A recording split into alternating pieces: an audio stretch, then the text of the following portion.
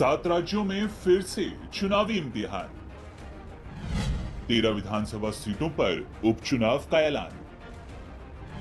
10 जुलाई को होगा मतदान।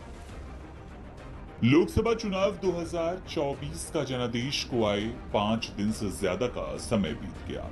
देश में एक बार फिर से एनडीए सरकार बनाने में कामयाब रही। नरेंद्र मोदी तीसरी बार प्रधानमंत्री पद की शपथ ले चुके हैं। अभी जहां आम चुनाव की खुमारी से जनता बाहर नहीं आई थी, इसी बीच निर्वाचन आयोग ने एक बार फिर चुनावों का बिगुल बजा दिया। चुनाव आयोग ने 7 राज्यों की 13 विधानसभा सीटों पर उपचुनाव कराए जाने की घोषणा की। इन सीटों पर 10 जुलाई को वोट डाले जाएंगे और वोटों की गिनती यानी कि रिजल्ट वाला दिन होगा 13 जुलाई। चुनाव के लिए अधिसूचना 14 जून को जारी की जाएगी। नामांकन पत्र दाखिल करने की अंतिम तिथि 21 जून है। 24 जून को चुनाव पत्रों की जांच होगी और नामांकन पत्र वापस लेने की अंतिम तिथि 26 जून है।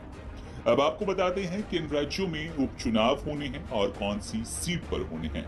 इसमें सबसे पहले नाम है रुपौली सीट बिहार से, रायगंज, राणाघाट दक्षिण, बागदा और मानिकतला सभी पश्चिम बंगाल की सीट्स हैं।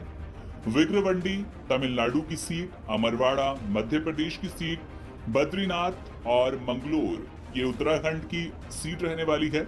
जालंधर पश्चिम पंजाब से होगा और देहरा, हमीरपुर और नालागढ़ हिमाचल प्रदेश की सीट रहेगी। अब आपके मन में भी सवाल होगा कि आखिर आम चुनाव के बाद इन सीटों पर तुरंत उपचुनाव क्यों कराना पड़ रहा है या फिर उपचुनाव करवाते क्यों हैं।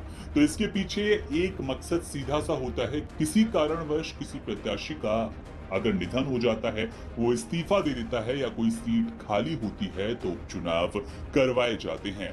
उदाहरण के तौर पर हम समझ सकते हैं 10 जुलाई को बिहार की रुपौली विधानसभा सीट पर उपचुनाव होगा। यहाँ बीमा भारती विधायक थी, लेकिन लोकसभा चुनाव लड़ने के लिए उन्होंने अपनी सीट से इस्तीफा दे दिया।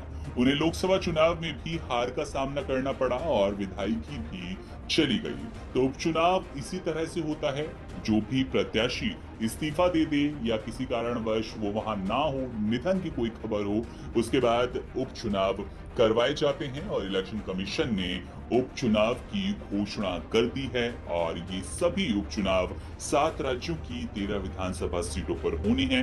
10 जुलाई मतदान का दिन होगा और मतगणना का दिन 13 जुलाई के लिए तय किया गया है।